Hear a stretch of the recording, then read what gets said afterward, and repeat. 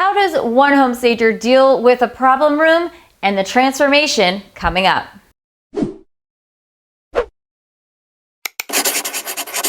This video is brought to you by SLS Academy. Welcome back to Home Staging TV. I'm your host, Tori Toth. As a home stager, we see our share of problem rooms, like what was that builder thinking? More on that in a minute. A real estate marketing minute with Bobbie McGrath and Tracy Melendi. Today's topic, feeling exposed.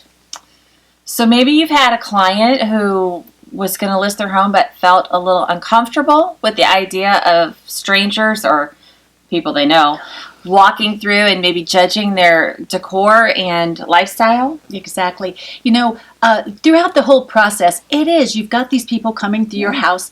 You know, home staging, the process we put you through, we actually end up taking your personal home and we transition it into a public house, a product for sale. Right. So we're taking all the personality that is yours out and making it feel like it's the buyer's. So when they walk through, they're really not thinking about the seller. They're thinking about themselves. There's no judgment. Now it's all about the potential of the home and how it works for them. And it's not about the seller anymore. That's it. And that's your marketing minute. Thanks, Bobbie and Tracy. It's a home stager's job to make any room fit the lifestyle of a potential buyer while looking its best.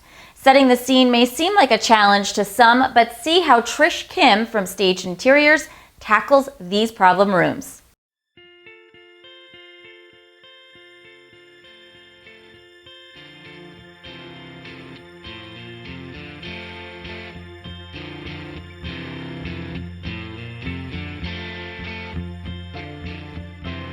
When I first saw the house and I saw how big the living room was, I was wishing that the living room were the family room because it's so much bigger than the family room. It needed to be formal, and I thought, and also it needed to be brighter and lighter. And we did recommend painting the gray color and doing all of those things. I went through our inventory system maybe 5 or 6 times trying to figure this room out. And it took me a really long time. These guys came back into stock. The sofa love seat came back into stock, and I went, that's it. And that's how I built the room. And then everything else fell in place after that. I did not want like dark wood, so that's how come these nice white guys got in here. And then I was also very concerned about the picture frame molding because it almost feels like you have to put something in every single one. As it turns out, the big lamp in the corner is fine. It takes care of that. And you really don't see this as you walk in the room. There was wallpaper in here, so when I looked at the before pictures, I really couldn't see it as well as I would have liked. However, I knew that it had to be balanced. These 2 walls were the same size, the ones where the 2 servers are. So they're about the same size. There was no way to put a server in here without putting one over here and one over there. So I started out with 2 servers. And then I drilled down to the table matching the servers, and then the 6 chairs that go with the whole color palette here.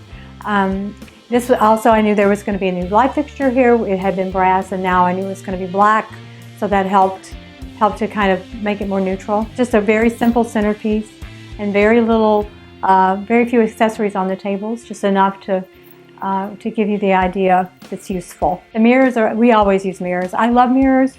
They make the room look bigger. They make the room look more formal. So we're crazy about the mirrors. Well, first of all, it was big, but there are doors over there and you have to be able to open the doors. I couldn't put anchor chairs, which was the original plan, was to put anchor chairs here. And the best way to open up a room and have a big table is to have benches. It's my new favorite thing. Love it. Also wanting it to be light and bright again, just sort of like the rest of the things that we had done. So this is a new table, and then just some art on the wall and a centerpiece, and I think it shows exactly how the room needs to be used. Everybody wants to know where the TV goes, so all the connections were already on this wall. I also thought about the view from the breakfast room, thinking they could watch TV from there as well. And then the light colors, once again, yellows here to make it a little more cheerful, yellows and grays and beiges. This is also a light, bright room, even though the furniture is much darker. If I have blank walls on either side of a fireplace or on either side of anything that's built in, I often put bookshelves to kind of showcase what's between. And usually they're not, we don't put a whole lot of stuff on them, just because we don't want to take away from what's in the middle, just flank it to give it the spatial arrangement that you need. Doesn't this Northern Virginia property look show ready now? Make sure to comment below and share a problem room you're faced with. Like the video and give it a thumbs up. Don't forget to subscribe and watch this video next for more home staging tips. From all of us here at HSTV, happy staging.